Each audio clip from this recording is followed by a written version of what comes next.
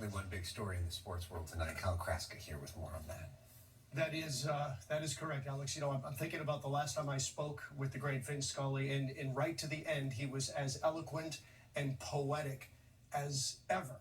And we are remembering the man who passed away at the age of 94 today. Within the hour, I spoke with Dodger legend Steve Garvey about Vin's passing. It wasn't a shock. It was almost a moment of reflection of all the years, and you and I have talked, and I have this wonderful story of growing up as a bad boy in spring training in Florida, the Brooklyn team, and being around it for 6 or 7 years, and remembering the guys in uniform. It's easy, Campanella, Snyder, Robinson, and all that. But the first person I actually was impressed with was Vin. He was so well dressed, and he had a jacket on and slacks and these loafers and that red hair and that voice. Then I found out he was the announcer. I go, wow, the Dodger announcer. And then signing in '68, that story got out that I was that little kid with a flat top in spring training, and now I was a Dodger. And he was always very kind to me. And he was your best friend. He was your brother. He was your father. He was your grandfather. It was all of the above. The news was announced at 8:17 tonight during the Dodgers-Giants broadcast. And obviously, it was said to a stunned audience. As for the game, the Dodgers were up 6-5. They broke it open in the 8th inning. After a Gavin Lux triple, Austin Barnes here sends one to the gap. That'll make it a 7-5 ball game as Barnes slides in there with a double.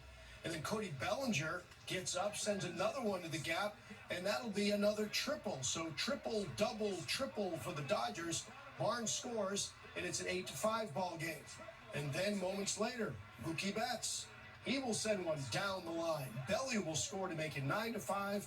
The Dodgers go on to win by that final score. And afterwards, of course, it was all about Vin. I just found out about it in the middle of the game. And it's, I think he was 94 years old. He lived, obviously, a tremendous life. He impacted so many, myself included. The track record and the length of his career is unbelievable, and his voice never changed. His voice never changed. It's time for Dodger baseball. The good evenings, all the stuff. It just will always resonate with me. It was a really special thing to be able to have him around, and we'll miss him for sure. I think of the melodic tones. I think of his integrity. I think of him being as a role model.